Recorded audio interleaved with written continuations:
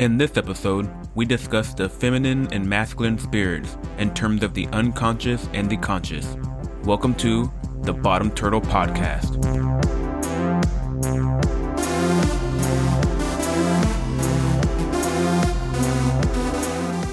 Hello everybody, welcome back to the Bottom Turtle Podcast. I'm your host, Dr. Shannon Ray, and today's episode is going to be a recording between Ryan and I, which will be part 2 of the podcast's discussion on femininity and masculinity. And I just want to keep this intro quick, real brief. And I just am doing this intro because the episode itself is a video recording.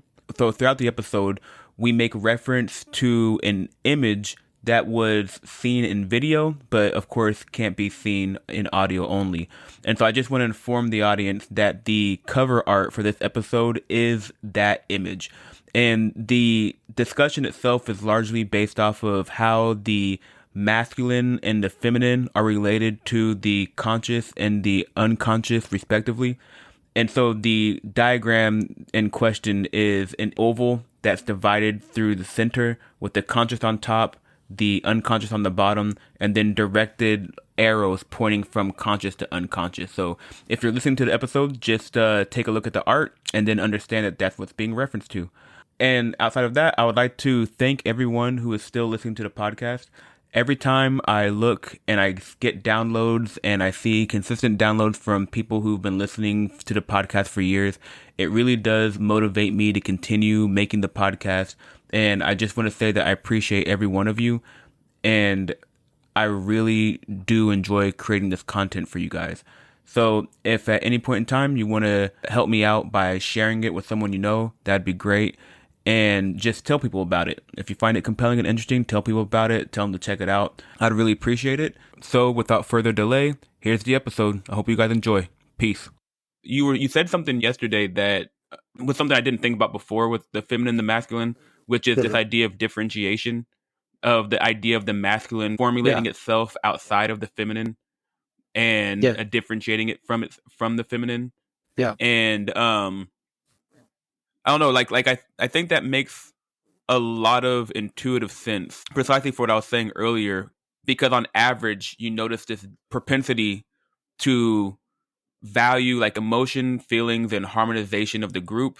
And sometimes that can be elevated above logic and reason. And so because of that, you have this capacity to not be able to see clearly. And then you also mentioned that it was associated with the unconscious, which I think makes a lot of sense too, because whenever I'm thinking about the structure of the feminine and the masculine, I think of the feminine as being the subjective or part of your muse. Like there's a very feminine nature to the muse where if you ever sit and ask yourself why you're doing something, you'll notice that there's just something that's compelling you that you don't really understand.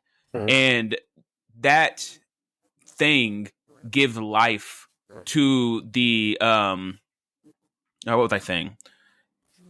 Well, so you were trying to leap off of the assertion that I put forward yesterday that the way that the masculine develops is by virtue of its differentiation, which means that fundamentally, in order for the masculine to emerge, it needs to become separate from the feminine.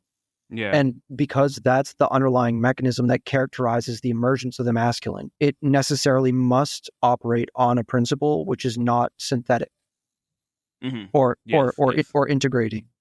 Yes. Yeah, but I think the fact that the idea of the subconscious, that's right.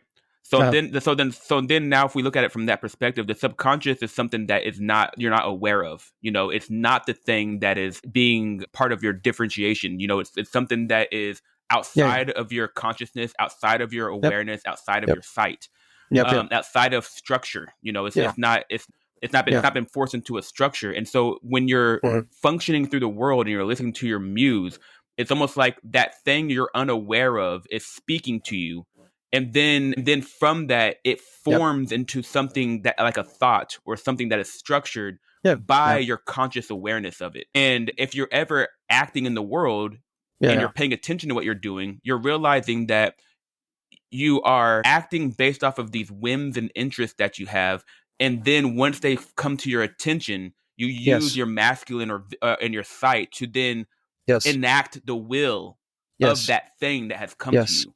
Yeah, and this relationship between the feminine and the masculine is the idea of the freedom, the unconstrained, the undifferentiated versus the constrained or differentiated. And when these two things are working in harmony together, then you have this almost like this Yes. physical structure that is Yes. imbued Yes. with Yes. Yes. life.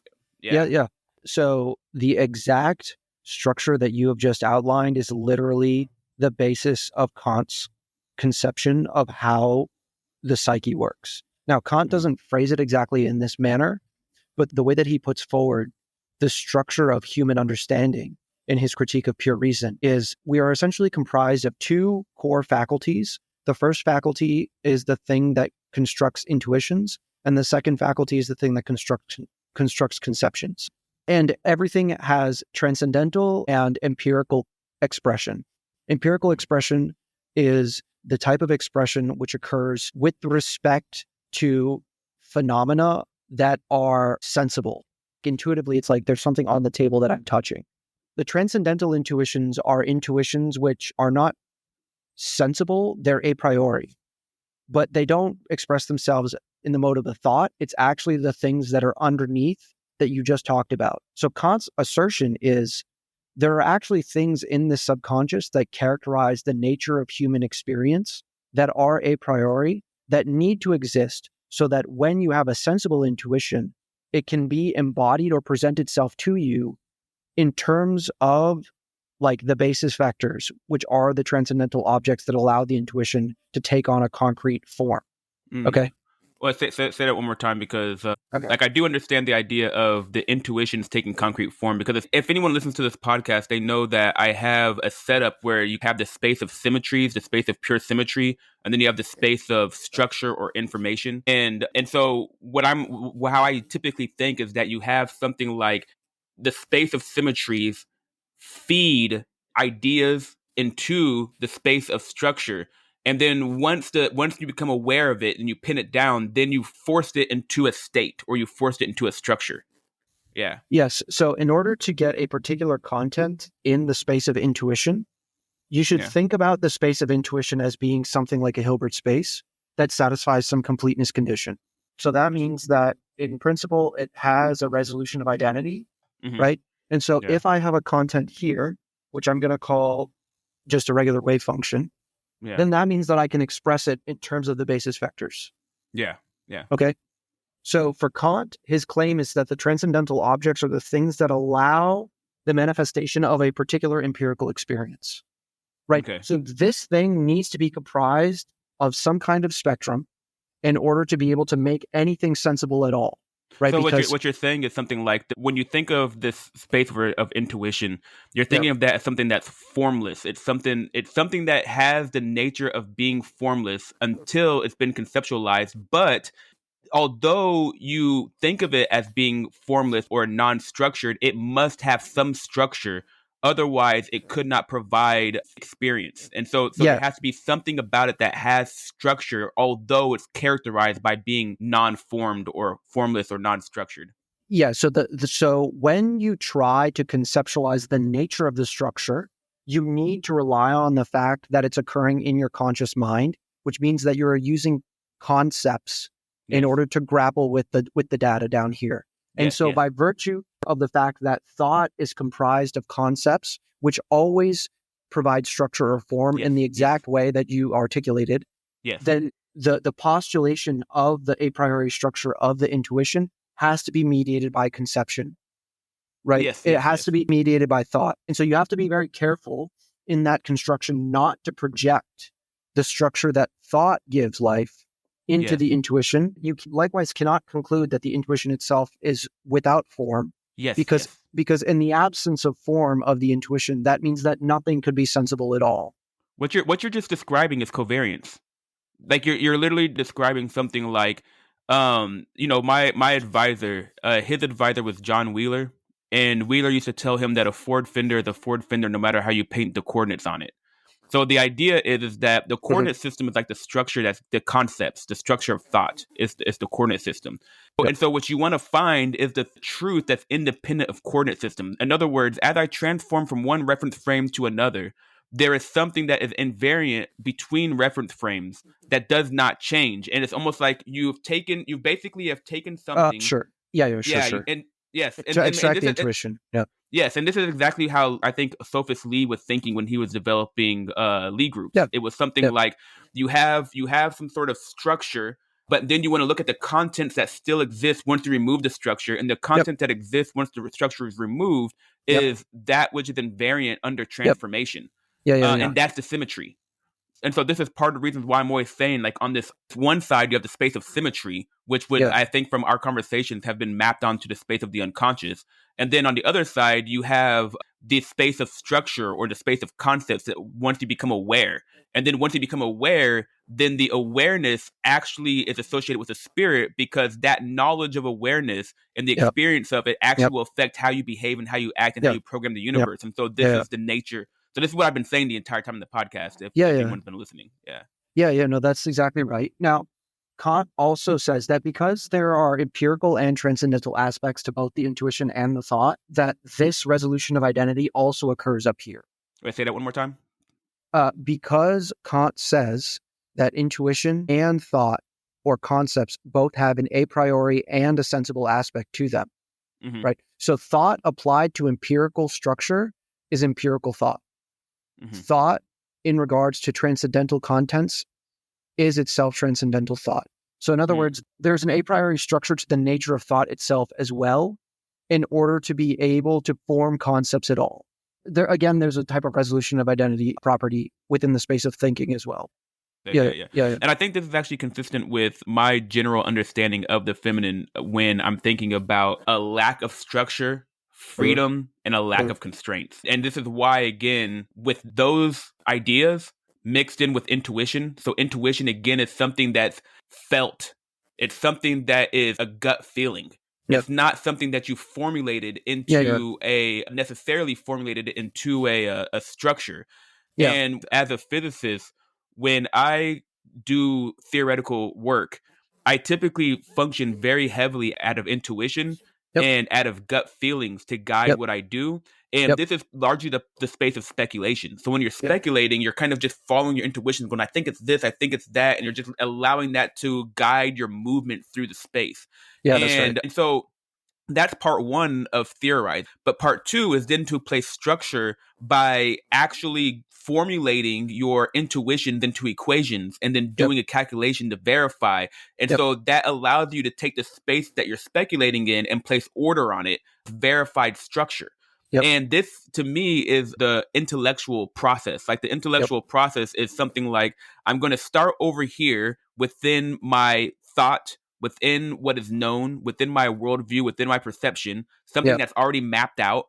And then I'm going to go to a space of the unknown, the space of entropy, the space of ignorance, the wilderness that has not been mapped out. And then I'm going to explore there and use the intuitions to see if I can place structure by doing things like making experiments, doing calculations. Can I come up with a belief about this space that can be predicted? And that is why you have the equations of motion, because equation of motion implies predictability, which implies structure, which implies a lack of freedom. Yep. So in that particular analogy, then the reason why those things have so much utility, and also I think the reason why physicists put so much emphasis on computation, is because the primary way they navigate the space of concepts is by virtue of their intuition. And so what equations of motion do and what mathematics does for the physicist is it actually allows him to do a constructive proof of his hypothesis about the space of ideas. Yes, right? Exactly. And so that's what the calculation does. I mean, sometimes what you can do is, if you're really good, what you can do is you can actually ask a question about what happens if I do this calculation.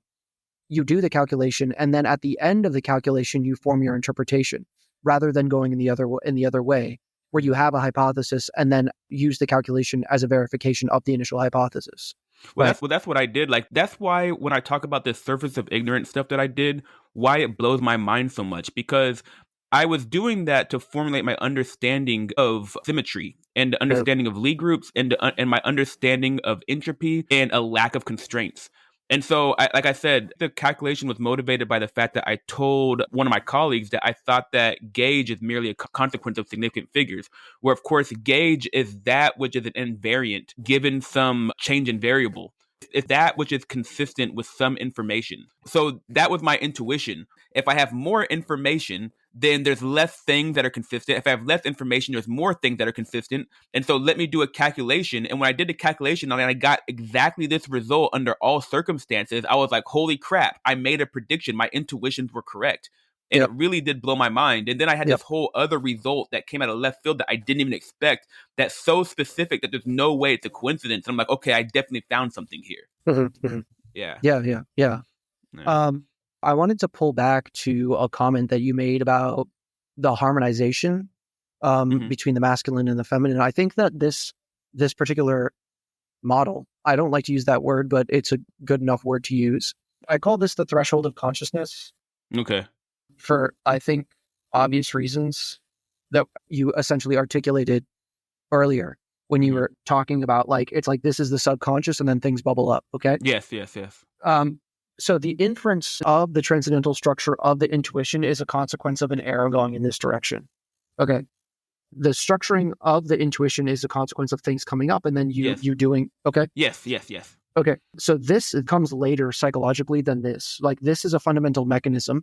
This requires a lot of reflection. I think the first one is actually something like instinct. Like, you can actually imagine a being that has not much consciousness functioning off instincts having only that one arrow. Yeah, that's right. So, that's right. So, but the reason why why anyone who's just listening, this is an arrow going from basically the space of intuition to the space of thought. And then the space of thought to the space of intuition is the thing that I said came later. By the way, Kant calls these arrows, in particular, he calls this. So really, he thinks about it as an undirected line that couples thought and intuition. He calls this thing a schema. Okay. And he calls the unity of all these things the schemata. So, like, that's the thing that allows intuition and thought to be coupled together. Okay. But the reason why this is useful, I think, is because it gives you like a good conceptual picture of what it means for the masculine and the feminine to function in harmony. Mm-hmm. Because essentially what it means is when these two things are harmonized, in other words, when your conscious and unconscious are harmonized, it means that what occurs consciously is guiding intuitions that mediate your behavior in the world, that take you in the direction of, say, alignment with God. Yes. Right. And then when you take those actions, you give feedback into the intuition. Yes. That's like something like love. Yes. You're enacting its will. It's something like the intuition is the thing feeding your action. It's feeding why you are you. And then what you do is you act unconsciously, but then you become conscious, and then you use that to reflect. And then you take that reflection and you look back at the intuition space, which actually allows you to find out who sent you the intuition in the first place. Yep. It's like you're finding out what spirit sent me that data. And this is a question of who am I? So now you're asking yourself, who am I? So then you get that reflection back. And if you have successfully understood the intuition, the initial intuition that caused the reflection, then you become more aware. And then I think that awareness changes the nature of the intuition, because now you're aware of it, has moved into the consciousness. And then, but you're still being fed intuition. So then you get new intuition with a broader consciousness, a consciousness with more awareness, such that it can reflect back on the intuition again and become more aware. And that process is a continual process until you eventually become awakened. Yeah. So, and one more thing I want to say is that I think that the ultimate zenith of this state is one in which there is almost no space between thought and action. It is when you become Neo from the Matrix. You are merely aware of being acting, but you're not actually doing anything. You're just being animated, but you're aware of it. And I've actually experienced that state once in my life, where I was literally looking at myself function and I wasn't doing anything. Like Yep. it's the analogy of the consciousness and the subconscious, as the subconscious is an elephant and the consciousness is the rider on top of the elephant. And so the consciousness is always trying to control and tame the unconscious. But when they're in perfect harmony, the rider does nothing and the subconscious does exactly what the rider wants. And that's a state in which you're in pure freedom, and that's perfect harmonization between the masculine and feminine, I think. Yeah. So Jung calls that process individuation, and that is property that characterizes Christ. Mm-hmm. So the other thing that I wanted to mention was I'm using this structure in a way that's not technical. Okay. But I want to make it very clear to the people that are listening that all of this structure is derived on the basis of Jung's thought and some other thinkers. And I would say that their arguments are very technical and strongly substantiated.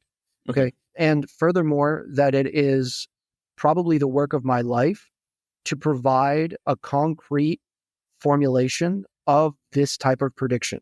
So I want to be very, very clear about the fact that I do not believe that we are saying things that are nonsensical. Mm-hmm.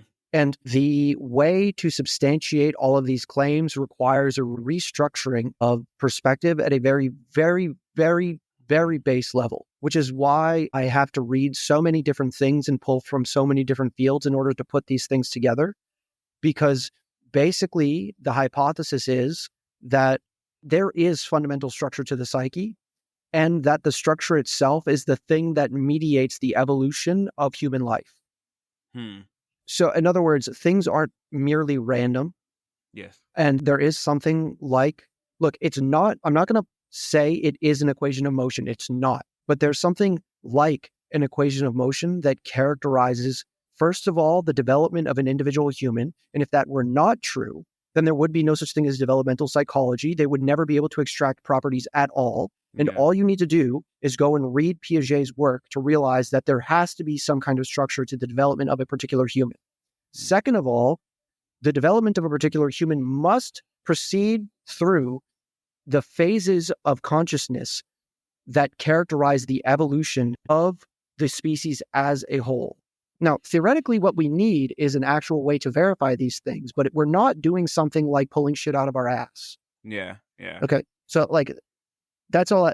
This is really, I just really want to hammer that point home. Yeah. So before we went into this thing, there was something that I wanted to pivot toward, because we were talking about the intuition versus thought. Like you have this picture you had going from intuition and thought and the development of consciousness by taking the intuition, formulating a thought, and then using that thought to re-examine the space of intuition. And I guess for now, we haven't really stopped to talk about how the space of intuition is associated with the feminine and the space of thought is associated with the masculine. We also haven't yet mentioned anything in regards to good or evil, right? All we've done is sort of sketch how I'm a human, I have thinking, I have intuition, I have conscious, and I have unconscious, and these two things are coupled. Yes. Now, you can show by way of comparative analysis that the unconscious, symbolically and mythologically, is virtually always affiliated with the feminine. Mm-hmm. Okay? And that is the basis on which you should infer the natural relationship between intuition and femininity. You mean off of historic relating based off of intuition of these things, I'm assuming throughout cultures, or? Well, yeah. So what I'm trying to say is the factorization basically goes like this, okay? You have intuition here. This gets factored, and then this gets factored through a What collection do you mean by factored? What I mean is that there's a natural bijection between, these things are isomorphic. Okay. So, I mean, look, I'm speaking analogies. This isn't a literal statement that the unconscious is the same thing as the intuition. That's definitely not true. Yeah. Okay. What I mean by this is when we are guided by our intuition, something comes up from you don't know where. Yeah. And then that thing takes on a concrete structure as a consequence of you thinking it. Yeah. Right. But it needs to present itself through your thought in order for you to be able to become aware of it. Yeah. But it doesn't feel as though it's the thought itself, because the thought carries some kind of affective weight to it. Yeah. And that affective weight is the thing that we refer to as the intuition that underlies the thought. Yes. Okay. Yes. So because we know that comes from a place that we don't observe, that means we can justify the natural relationship between intuition and unconscious as essentially being the same thing. Yeah. Makes sense. Okay. Sense. But Yep. they're not literally equal. Okay. Yes. But okay. So then what you do is you say, if I want to know how the unconscious presents itself to human beings, then what I need to do is understand how it emerges in the context of cultures. And the reason why is because now what I'm trying to do is I'm trying to understand how it influences and presents itself in the context of the human race. Yeah. Okay. So the way that you do that is you look at the things that it produces. Mm-hmm. Okay. Well, you have to have some discernment to know that the behaviors you're seeing are being produced by the unconscious. You have to have some. Well, some degree of... you can infer that all things having to do with fantasies and dreams are produced strictly by the unconscious, because if you pay close attention to when you have a fantasy, you realize that it's something like I let go and then the imaginations come to me. Yeah. Okay, so I don't go there and influence it.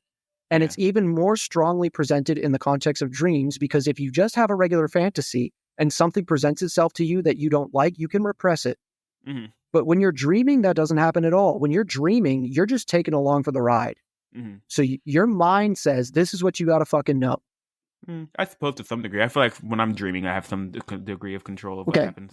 If you have a lucid dream and you are aware of the dream, then the data which are being produced in the context of the dream are now being influenced by your conscious mind, in which case you're not being made aware of the exact unconscious data. But the realm, the setting, the initial assertion, you don't consciously think, well, I want to have a dream about this, and then it occurs. That's not what happens. Yeah. That's right? true. That's true. It emerges, and you have some degree of control, if any. Yes. Okay. Yes. So if you look at fantasies and dream images and things that people regard as numinous in that same way, in order to get a sense of how the unconscious presents itself symbolically. Mm-hmm. In other words, the reason why you want to do this is because you want to understand what are the characteristic properties of the unconscious as experienced by humans as a whole. Then you can look at mythologies, or you can look at dreams, okay? Yeah. Or religions even, all right? So when you do that, you realize that things like the ocean, the void. The void, yes, I use that term a lot. The ocean, the void, the moon, plants, other things like this, all of these things get strongly affiliated with the unconscious. Okay. Okay. I never heard of plants. Vegetation, things like that. Oh, okay, I see. Earth.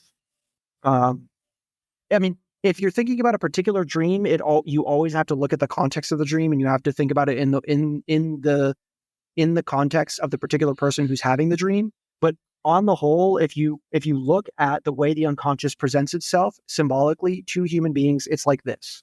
Originally, you were talking about this because you're trying to relate it to the feminine, like you're trying to because the other way that it emerges is by woman, and also culturally and mythologically, not almost all of these are always affiliated with, not always, but nearly always affiliated with the feminine.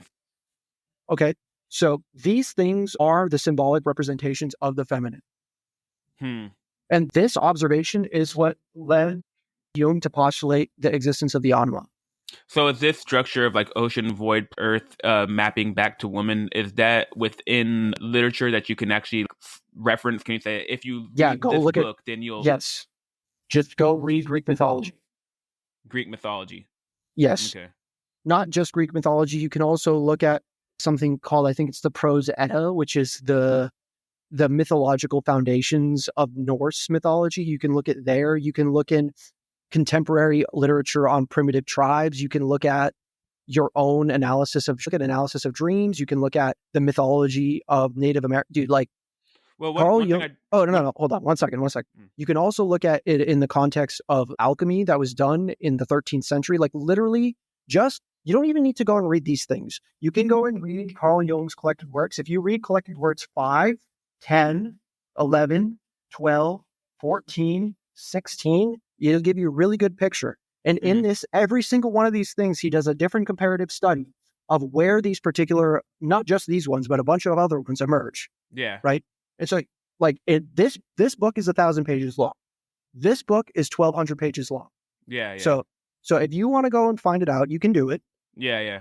Well, I think All right. it's just good to actually give the basis. Like, look, I went and read these books by Carl Jung. It's not just there too. It's not just There is there, but that's like a good place to send people, because there's always a degree of carefulness, and this is why I think it requires such long books to actually do rigorous it's studies. insanely difficult. Yeah, Yes. I imagine it's very difficult because not everything that is conceptualized as feminine and masculine is consistent across cultures. I think that in some cultures they conceptualize a bridge as masculine, and then in some cultures they conceptualize a bridge as feminine. And so you're almost trying to do exactly what we were talking about earlier. You're trying to find a structure that is invariant across all conceptualization. So you're saying something like, okay, yeah, sometimes feminine is not invariant when it comes to conceptualizing a bridge from culture to culture. But if we look at a large enough space of that which is considered feminine across cultures, and then get rid of the stuff that seems to be inconsistent, and then just pull out the clear essence, like all of that literature you're looking at is thought. And then you're going through the thought and you're trying to find a thing that is invariant across thought. And then you're pulling that out. And that should probably be the intuition, or what you pull out would be the structure you place on the intuition that formulated the original thoughts and myths.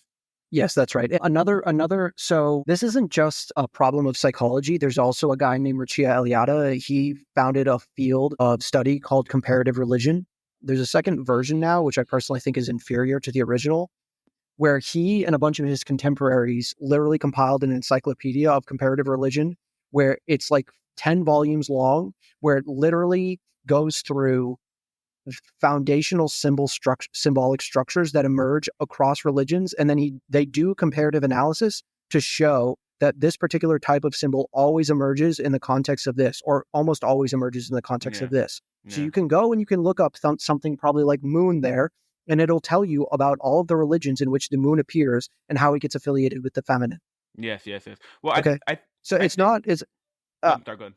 All I'm saying is that it's not like we're not doing woo-woo, hand-waving pseudoscience here, okay? No, I understand. I also appreciate the fact that you actually gave some literature that could actually be physically looked up. I mean, I can keep going for days. Yeah, I'm sure. But the thing is, I think that for me, the idea of the void is very intuitive. And so I can kind of give you my intuitive structure for why that is. And this kind of goes back to what we were talking about yesterday. By looking at the feminine and masculine in terms of the average difference in preference and behavior between men and women, and recognizing that you can take men, you can take women, and then you can abstract something called masculine and femininity. But we also know that these things exist within women. Like we know that masculinity and femininity exist in both men and women. So it's independent of sex. And so when you're trying to formulate an understanding based off of that, you can look at differences and preferences between men and women to kind of build this intuition. So one of the first intuitions that's pretty clear within psychological literature is that on average, women and girls are more interested in people, and men and boys are more interested in objects. And what that does is, if you listen to this podcast, you know that people is associated with social interactions. And you know that social interactions are inherently less certain. It's far more difficult to understand what your motivations are for exactly the reasons we've been discussing so far.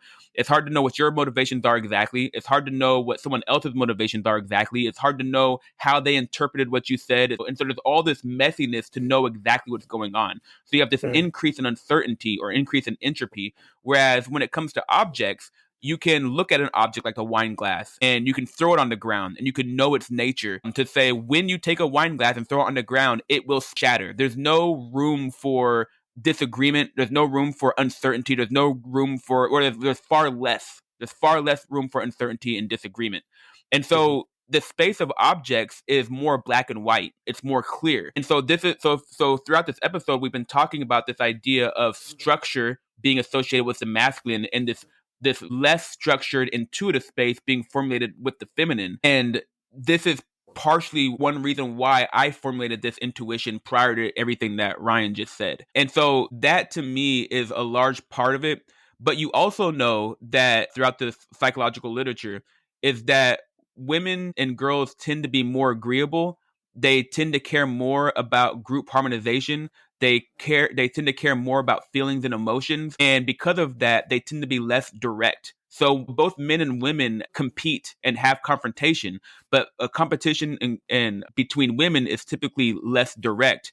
And so when you think about feelings and emotions, this comes back to being very subjective. Feelings and Mhm. like my personal feelings and emotions, you can have access to them to some degree based off of your interactions with me, but you can't know them directly. You can't know them the way that I know them. So there's something hidden about feelings and emotions that prevent them from being forced and constrained into structure in a clear way. And so these differences between men and women are the basis for building intuition about the feminine and masculine that you can just see every day through observations and through observation of the psychological literature. Yeah. Yeah, and the way that that ends up getting presented symbolically is that usually the feminine is affiliated with spheres or circles. Right? This is like sort of what we've been talking about because you can infer on the basis of that. Okay, so what I'm trying to say is that because women tend to prefer social cohesion as a consequence of them being interested more so in people, then they are primarily concerned with ensuring that bonds which occur within the context of a social setting remain preserved, Mm-hmm. right? And so as a result, they're more concerned with creating and maintaining connections than they are concerned with separating things, Yeah. which is exactly so that is exactly inferable on the basis of the fact that we at the very beginning said that the nature of the masculine is to find as its fundamental mechanism differentiation, and the fundamental mechanism of the feminine is integration. Right. Well, yeah. So I don't need, on the basis of that observation, I don't need to be told that women prefer social cohesion because I can infer it on the basis of the fact that the feminine is the dominant archetype in women's minds, in women's psyches.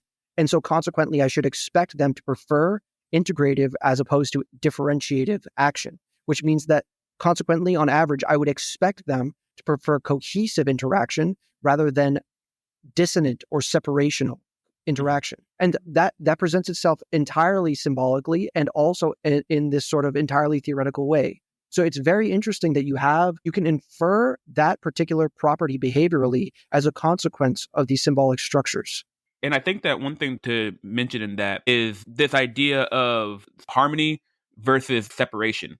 And so when we go back to the intuition versus thought picture, where intuition is associated with the feminine, thought is associated with the masculine, we know that when you have a thought, you have a concept, you have an idea, you've made a mental object. And so you formulate the intuition, you force it into a mental object. And thoughts and concepts, they point in a direction. Like this is how information works. Like throughout the podcast, I'm always mentioning that the nature of information is that it demarcates a space.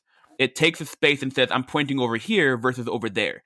And then the more information you have, the less things that are consistent, the more you're zooming in, the more you're zooming in. But by doing that, you're creating a border. Context creates border. Thoughts create borders that say, oh, I'm thinking this, I'm not thinking that, which is precisely the nature of separating things, which can be the thing that causes a lack of cohesion in a group. But yeah, so I think that that might be good for the justification part of the terms masculine and feminine. But ultimately, these words are pretty loaded terms. They're terms that I think actually, because they're not the most precise words there are, and the conceptualization of men and women vary across cultures, it's very easy to dismiss someone's intuition about the feminine and the masculine because it's so possible to take a structure and observation of a cultural norm that exists in a culture and go, that's the feminine,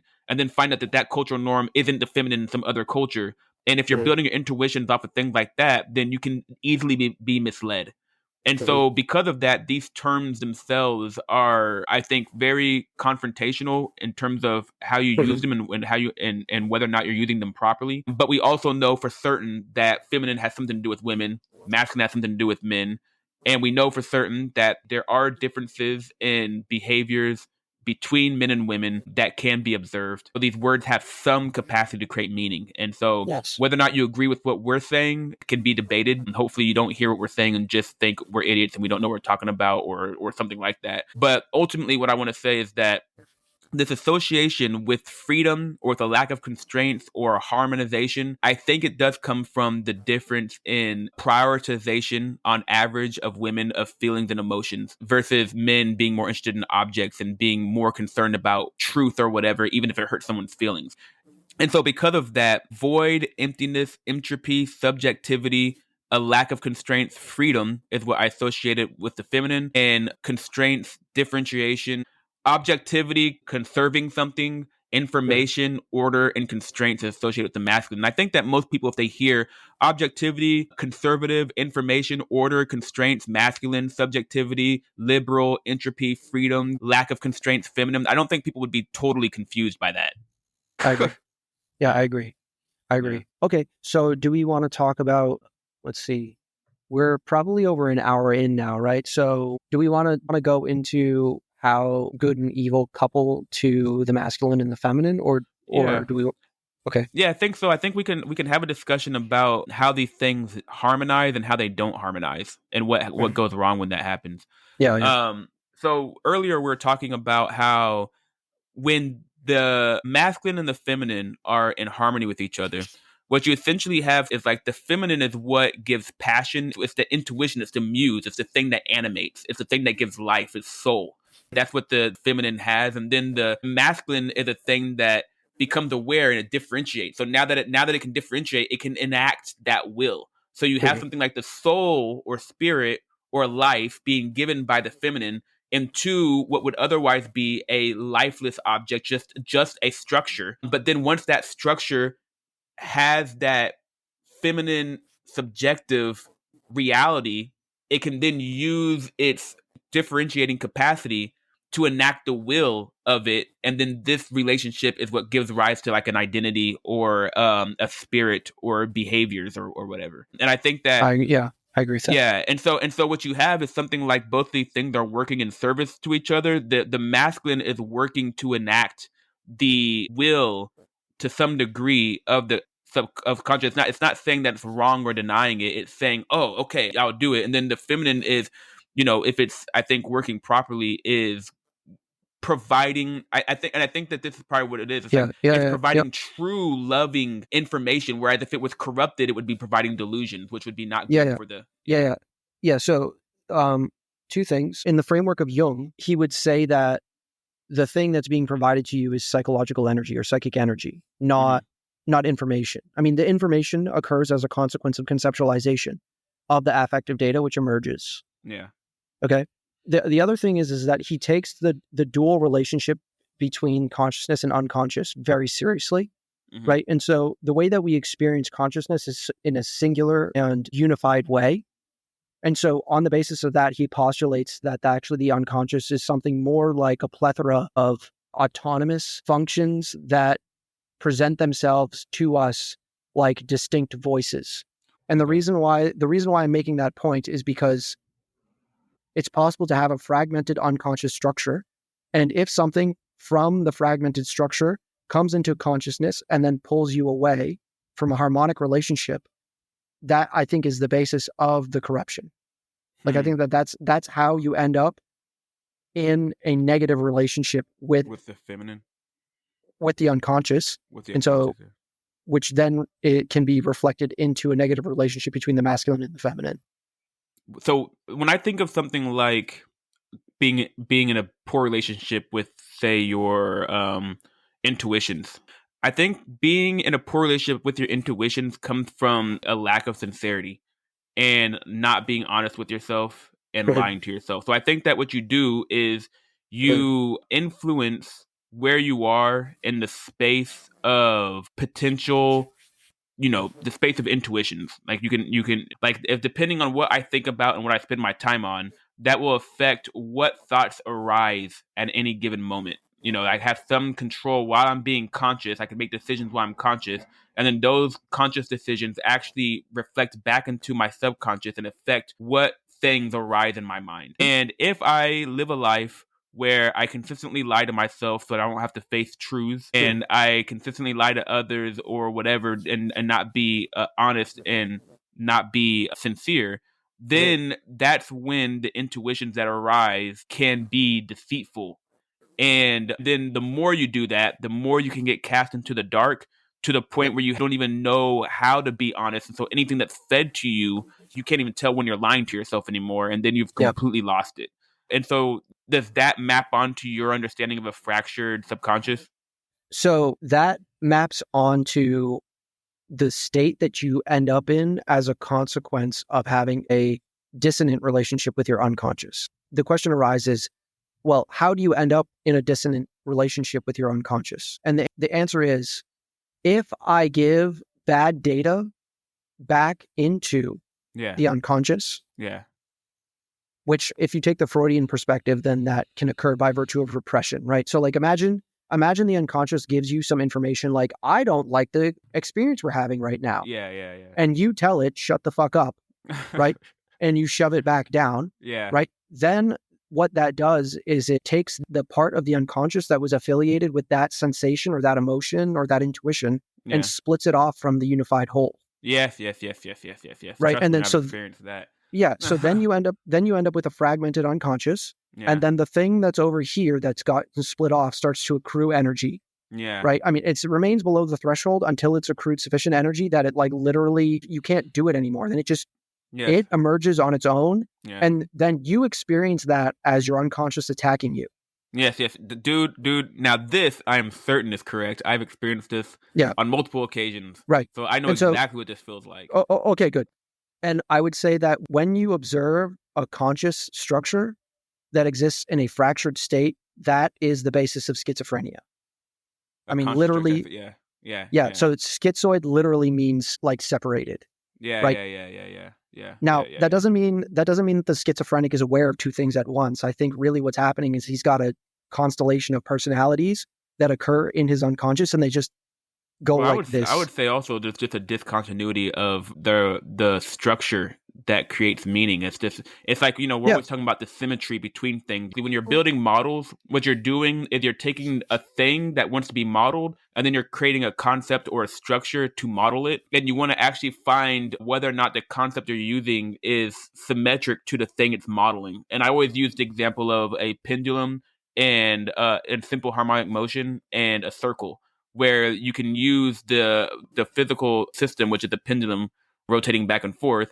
and then you can mhm, use a circle to represent the phase of the cycle, to where this is the sure. beginning, Yep, yep. quarter, here. That's the same thing as here, Yeah, yeah, yeah, yeah. And Yep, so yep, yep. this concept can model this physical structure because you looked at the thing that's identical or the same Yeah, between them and said, okay, I can stitch them here. And that's yeah, typically how you construct your mental faculties, your conceptual realm, and the degree to which you are constructing your system where you're not connecting things at the symmetry is the degree to which they're not connected, they're separated, where then you're going to have like a fractured mind. And if you become aware of the separation, and instead of becoming aware of separation and then reevaluating your thought structure to make them consistent with each other, and instead you tell yourself like that's not a problem, then you dismiss it. That's, I think, another part of suppressing the data that you've gotten, that there is a discontinuity in your thought process. And I think this is another way that you find yourself in a poor relationship between the feminine and the masculine.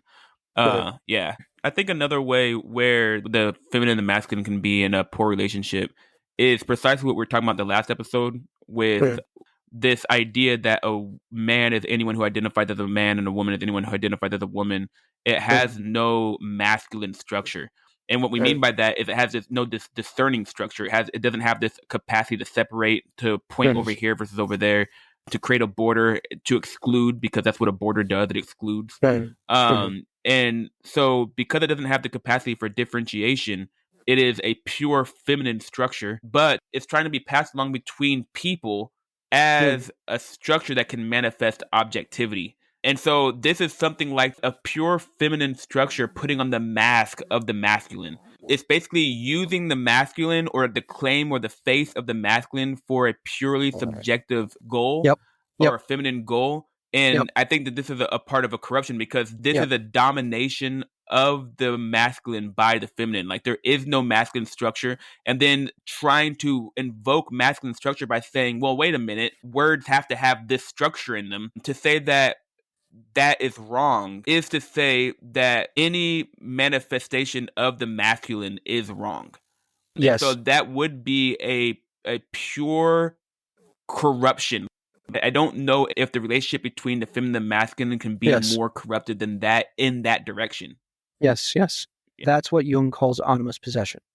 Okay. So, right. So it's like he asserts that it presents itself like a woman that is argumentative and combative and will not listen to reason, and everything that she says has to be true, Yeah. and so on and so forth. Okay. I've seen So people in relationships with, like, honestly, I've seen people who it's almost like and it's always the case that the woman who's in this state takes a lot of psychiatric drugs, like a plethora of them. yeah, And I've because seen, you're in a hyper dissonant state with your nature. yeah, well, either way, I've seen it, and that's kind of this nature of it, is that there is no capacity to ever tell them that they're wrong. And this is kind of goes into this idea of, if there is a proclivity to care more about feelings and emotions over structure, that might say your feeling or emotion is wrong, because that's essentially what can happen. You can have intuitions and they can be wrong. And if you're faced with reality, you're faced with the objective structure of reality, and they tell you that your belief is wrong, then that is going to harm the validity of your own feelings. And when you are interacting with somebody, man or woman, whoever is animus possessed or whatever, whenever you interact with someone and you can't say anything out of fear of hurting their feelings, it's almost like you're being terrorized by their feelings. You can't say the truth. You can't say what's real. And this is precisely what we're talking about with the nature of, like, communism or these totalitarian spaces where you're not simply allowed to speak. You're not allowed to be sincere. Yeah. You're not allowed to speak truth or be sincere. And I Yep. think that, Yeah. Yeah. that's precisely what it's like to be in a very toxic feminine space. Yeah. So we should be careful. Just to clarify one thing, the animus possession is the pathologization of the feminine in this way, where it's wearing the mask of the masculine. Okay. The Okay. the other way that corruption occurs, which was the way that we discussed in the first place, was anima possession, where a man becomes hyper fragile and overly emotional. So, like, you can think about it in the case of, like, these men that are hyper buff, but, like, they literally can't ever take any criticism, and they'll go online and rant into the camera, like yelling and, like, knocking shit over and stuff like that. They have no control over their emotions at all. It's because they're anima possessed, right? And so what happens in anima possession is the exact opposite to this case, where you have the feminine wearing the mask of the masculine. Mm-hmm. Instead of, it's not that you have the masculine no, wearing it's not that the masculine wears the face of the feminine. Mm-hmm. It's that he becomes so domineering and repressive of his feminine instincts that the feminine ends up right, because it's not that, because the nature of the masculine isn't to be covert, it's to be overt, right? So the nature of the domination isn't to chameleonize yourself. The nature of the domination is sit down, shut up, and don't talk. Mm-hmm. Okay, so if it says sit down, shut up, and don't talk, then the emotional data gets repressed and repressed and repressed and repressed and repressed. Mm-hmm. Right, and so you have no. You're saying that the masculine says that to the feminine. It says Yes, sit down, that's don't talk, and that's the nature of the like, corruption. A corrupted relationship with the masculine suppressing the feminine. That's like when the emotional data come up, and you just say nope, shut up. So then what you're saying is that then takes that emotional feminine data, suppresses it until it gains sufficient power, then it reemerges back as a fragile. And so that's what you're saying. Okay, I got Yes, and that's anima possession. When you are in that, when a man is in that state where he has no control over his emotions as a consequence of splitting off emotional data and not being in harmony with the unconscious, he ends up anima possessed. Okay. Yes. Well, I think that another way that I've recognized a bad relationship between the feminine and the masculine is the other direction, where the masculine is dominating the feminine. And I think it might be similar to what you just described with the anima possession, but I think of it in terms of the rejection of the subjective or the feminine to instantiate objective truth, which is to say something like, which is to say something like intuition, subjective experience, and feelings don't contain any truth or structure, and that I will not accept anything you say unless you give me something like an objective structure that has no feminine structure in it whatsoever. And I think that this is precisely what happens when people and philosophers are looking at concepts and realize, and like trying to say, what is this exactly? And they're trying to get exact definition of a word. And then they keep examining it, and then they find that at the basis of it, the meaning of the word has entropy, it has uncertainty in it. And then they say, oh, we can't know anything. And what you're basically saying is that unless there is pure structure, then there is no No structure at structure. all. But the only way you can do that is by having some sort of infinite structure that can imbue infinite meaning. But if you just assume that structure has to be stored in energy and matter, then this desire to create infinite structure to remove all uncertainty, all intuition, all entropy is an impossibility. Then you're basically saying that nothing can be said at all, and you are dismissing someone's personal feelings as being invalid. And I think of this in terms of this idea, and so I'm going to probably butcher this. You might be more familiar with this than me, but from my understanding of a lot of postmodernist thought and the thought of Jacques Derrida and this idea of deconstruction, is there seems to be an observation that when you're trying to look at structure or the truth within a structure, that as you break it down, you find out that the structure itself is built off of things like arbitrary privileging.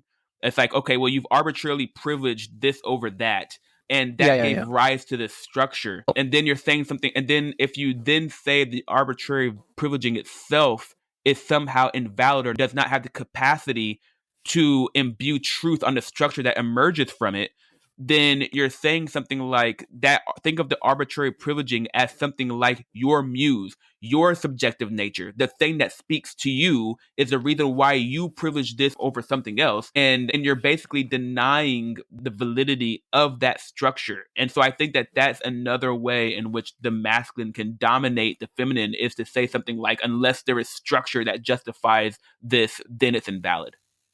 Yeah, so I agree with the last claim that you made. I should just say that the problem with the postmodernists isn't that in the final analysis they assert that everything is based on arbitrariness. It's really that if you look at essentially something like the ontological claims made prior to the postmodernists and the post-structuralists, the assertion is the existence of structure. And so they take the dual perspective. But they don't, when they take the opposite or the dual perspective, it requires that they argue in a totally different way. So if they were to argue, well, we're going to take the opposite perspective of structure, here are reasons why, then they are tacitly assuming structure. Yes. So Yes, instead, exactly. so to solve that problem, what they do is they just internalize subjective exposition. Like, and so they stake their claim on the basis of something like a paradox. Yeah. Like really is what they're doing. Yeah. Right? Because Which is to make a claim. But so in other words, what you're saying is that the first intuition is that there is structure, or that the assumption of structure. They're taking the opposite, which is there is no structure. But that statement in and of itself has to be, it's almost like you're making a statement of fact. And that implies something like a structure. And maybe I'm getting this wrong. It seems as though it implies to say that there is no structure is a structure in of itself. yeah, right. And Which is that why in yeah. that's why they don't say that. Yeah. Like you don't say it, you just go. Mm-hmm. Now the problem is that they're trying to say something. Like they have to. Like the thing is they have to rely on the nature of being human in order to say anything. They're trying Which to say is there's what some nature. They're trying to say there's some nature to reality, and that they're no, speaking no, like no, no. Well, yeah. no. They have to rely on the fact that there is nature to reality, which nullifies their whole project, in my estimation. Yes. Well, I mean, that's the whole Right. point. You can't say anything at all without there being some sort of structure, and you can't go and profess anything to anybody without assuming something like a structure. Like, Yes. because you're trying to say this is how it is. You're trying to say that I'm speaking something Yes. that's associated with truth. You're trying to say the Yes. truth of things Yes. is that there is no Yes. structure. Yes. But the Yes. idea that the truth of that there is no structure implies that there is truth, which would assume a structure. So, yes. And so really what's going on there is they are trying to be a mouthpiece for the archetype of the feminine. Yes, It's really, exactly. that's why I've said in the past, like, if you try to understand it from the perspective that we're trying to understand it right now, you have to start making these absurd claims like the one that you just said that like, I'm trying to say that there is no structure using the fact that there is structure. But if you realize that it has nothing to do with claims about structure at all, and it really has to do with the fact that what they're trying to do is give voice to the feminine, Mm-hmm. then the underlying motivations for their behavior and the things that they end up saying end up making perfect sense. Because Giving voice it's to the not about feminine. objective truth at all, Yeah, I mean, because right? essentially, it's the voice of the feminine is to say something like, it's to say something like, okay, someone has a feeling or an emotion, like given how we've defined it so far, like you have these feelings and emotions, and if you come across a structure and say that this structure is a religious structure, say it's a structure from a textbook, a physics textbook, it's some structure. Yes. And that structure says, no, the thing that you feel is objectively wrong. It's not correct. It's invalid. Then that is harmful. That's going to hurt somebody. And Mhm. if someone isn't in a sufficiently good relationship with their masculine, so I think that this might be maybe this is the idea of animus possessed, because the anima possessed was the man suppressing the feminine data. And then this would be the feminine data suppressing the masculine data, because the Yep. masculine data is bearing down and saying, I'm going to place order and structure, and this order and structure is inconsistent with what you believe. So it's Yes. going to Yes. destroy your existence. It's going to destroy your Yes. perception of reality. You are going to die Yes. because you are not consistent with the nature of reality. And then that's when you have an option. You can go, okay, well, I'm going to allow myself to die, and I'm going to walk forward and inject this attachment to this emotion or feeling to be aligned with something more important. That's where you end up Yes. having values that allow you to do that. But if Yes. instead you have something like a narcissistic attachment to your desires, then the other option is to take the structure, the masculine structure that is pounding down on you, and then try to transform it into the image and how you want things to be. But Yep. if how you want things to be is not consistent with reality, then you've created a delusion, and Yep. you've manipulated reality in Yep. a way that is Yep. comfortable for your feelings, Yep. but is fundamentally Yep. wrong. Yes. Yeah, that's right. Yeah. And then when that proliferates, you end up with mass psychosis, Mm. right? And so it becomes like a psychological contagion. Which the psychological data shows, as far as I know, someone can double check me on this to verify that girls, especially teenage girls, are more susceptible to social contagions. Where, Yep. for precisely the reasons we've been Yep. discussing, which is why we Yep. associate this Yep. behavior or this Yep. with the Yep. feminine, is because Yep. if you Yep. get a girl who is experiencing anorexia or Yep. is cutting herself, Yep. then the other girls around her want Yep. to validate her feelings, and Yep. they Yep. want to rally around her and validate her feelings, and so they start to adopt her state of being or her state of mind, and then the Yep. contagion tends to spread. And so Yep. so what I'm saying is either a fact or it's not a fact. You can look it up and see whether or not this is the precedent and whether or not this is understood. And if it is, then you can see, okay, okay, again, this is something that is more unique to girls, that's not, that boys are somehow not susceptible to, and it's precisely because of the nature of the less feminine. less susceptible to, but yeah. Less susceptible, yeah. Yeah, you can look it up. It's in a book called The Discovery of the Unconscious. I forget who it's by, but this mechanism and its related ideas have also been discussed in, I think, a book by Gad Saad. So if I was being a corrupt masculine, then I would be stating things regardless of people's feelings and not be caring about them and saying, oh, the only thing that matters is whether it's logically true, and facts don't care about your feelings, and just kind of being a total asshole in general. Yeah. And then I also think that it comes down to saying something like, you're not allowed to think or feel this, and Yeah. you're not allowed to think or feel this. This is the only way things are. I don't care how you feel. This is how it is. Sit down and shut up, as you said earlier. I Yeah, think that exactly. is the exact oppression that the masculine can have on the Yes. feminine, which Yes. is part of what I'm saying about this whole idea of a lot of this gender ideology stuff, is that I do feel as though this feels like some sort of masculine pressure, or it is almost like a feminine spirit putting on the mask of the masculine and then coming to me and saying, you're not allowed to have your own feelings, thoughts, emotions. And it's like, well, what about my feelings? And that's precisely what it feels like. Sit down, shut up. You're not allowed to disagree. And then for the feminine oppression is to say something like, you're not allowed to make borders. You're not allowed to distinguish at all.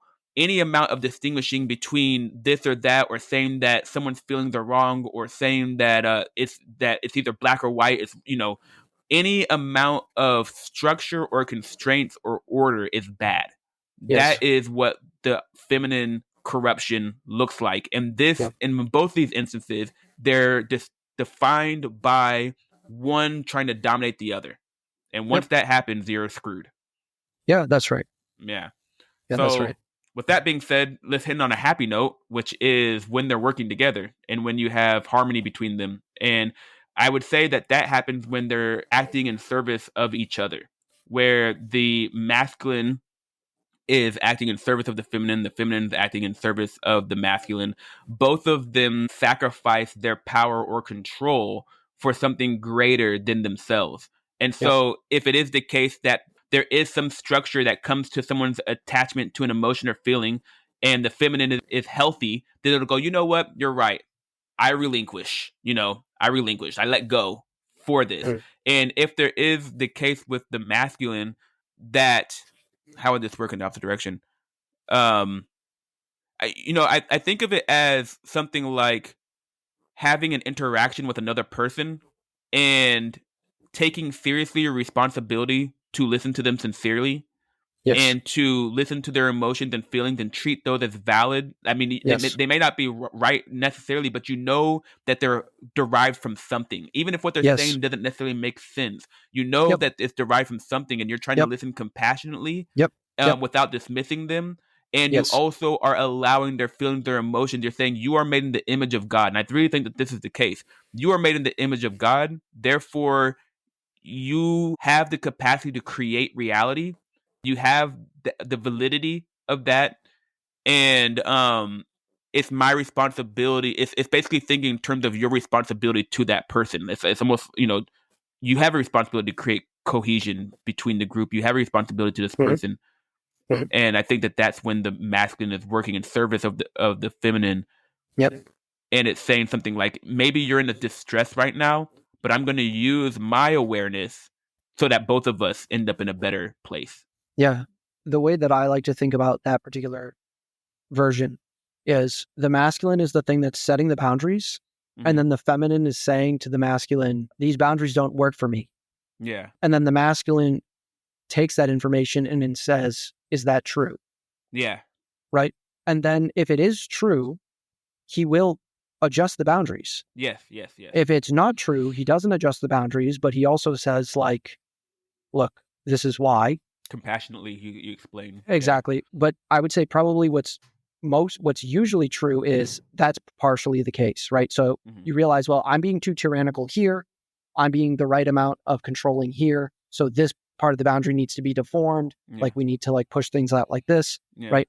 And then the things work together, right? So like the masculine is holding the formal structure together and the feminine is the thing that's Molding it. like, exactly. And so if you actually go back and listen to our episode, Liberals and Conservatives, this is the nature in which we talk about this, is we say something like, the liberal spirit is one that tears down structure. It removes borders. And because, if you remove a border, then there's no separation. This is a way to create harmony. So you're tearing down structure, but the conservative spirit, wants to preserve structure. And when these things are in alignment with each other, then they're asking themselves, well, do we need this structure this way? Maybe we can tear down this border. What happens? And I think that that's what you have is like, when things are working properly, they're slowly like tearing things down and building them up, tearing them things down, building them up. And this is actually allows you to navigate the space of concepts, almost like an optimization algorithm so that you can find a global minimum.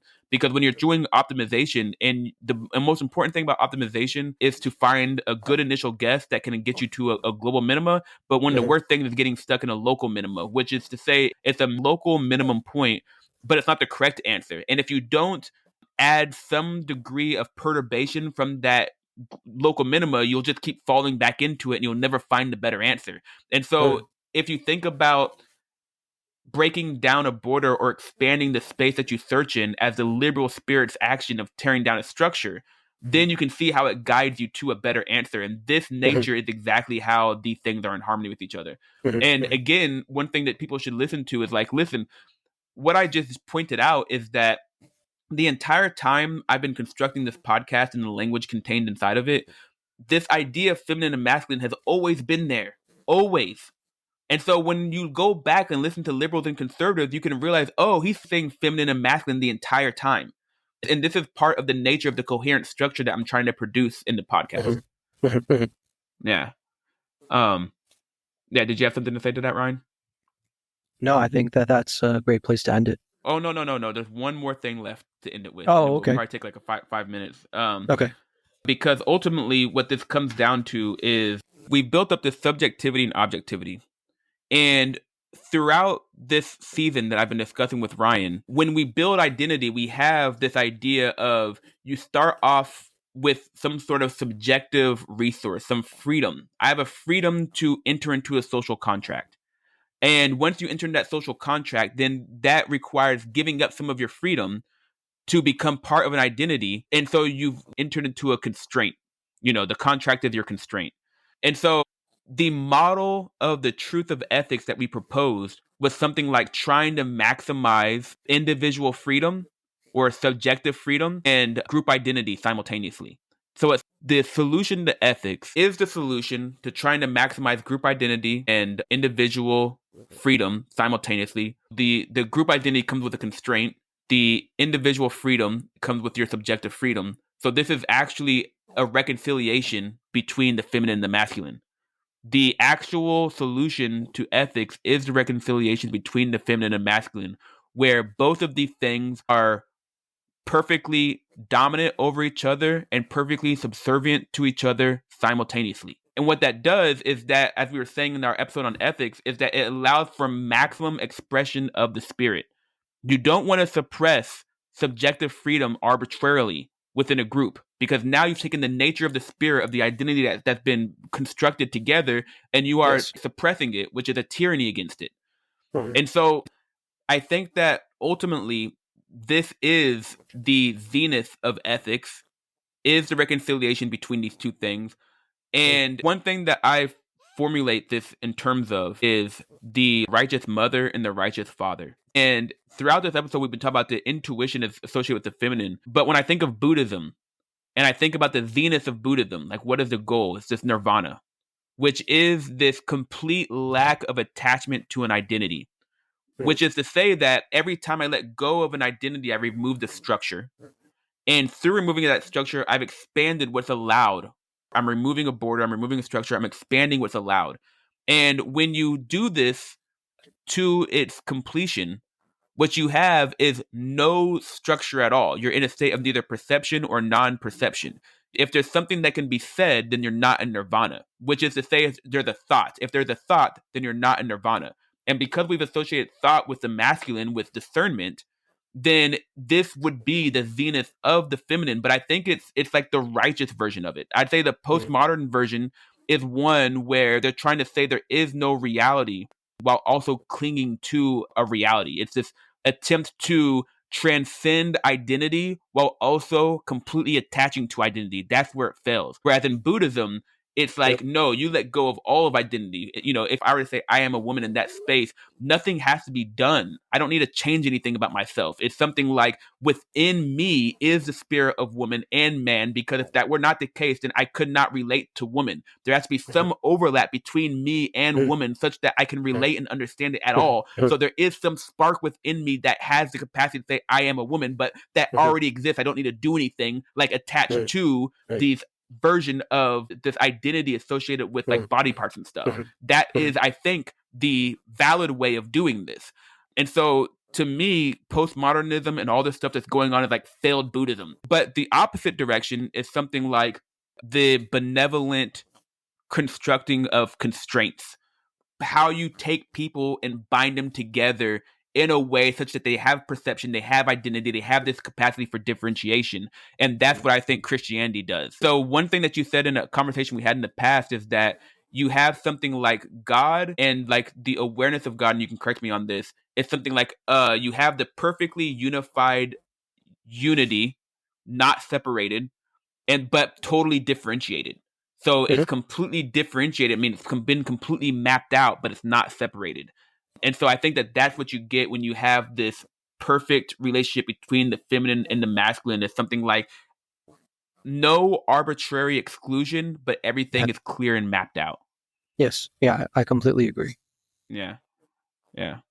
So that's what I wanted to end on. And that was a winding road that took longer than I thought. And it's not precisely how I was hoping it would turn out, but I do think that it did cover everything that I wanted to talk about. Yeah, I agree with